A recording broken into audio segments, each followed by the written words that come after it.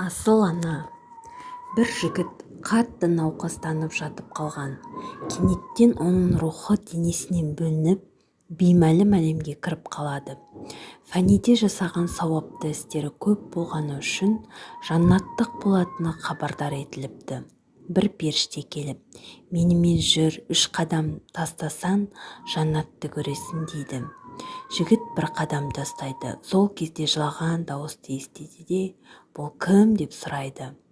Періште, ол сенің досың, сен өлгенде 3 күн аза тұтып жылайды дейді.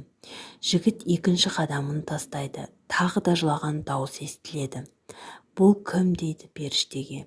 Періште, бұл әйелін, сен өлген соң 40 күн аза тұтатын болмақ дейді. Енді 1 қадам тастағалы тұрғанда, дүниені ләрзеге салатын зар илеген дауыс естіледі. Жігіт қалтырап, бұл кім дейді. Періште, бұл сенің анаң, сенің өлімінен соң ол өмірінің соңына дейін сен сағынып, жылаумен болады деп жауап береді. Енді жүр, тағы 1 қадам тастасан, жаннатқа кіресің. Бас тартсам, бұл мүмкіндік саған қайта берілмеуі мүмкін дейді.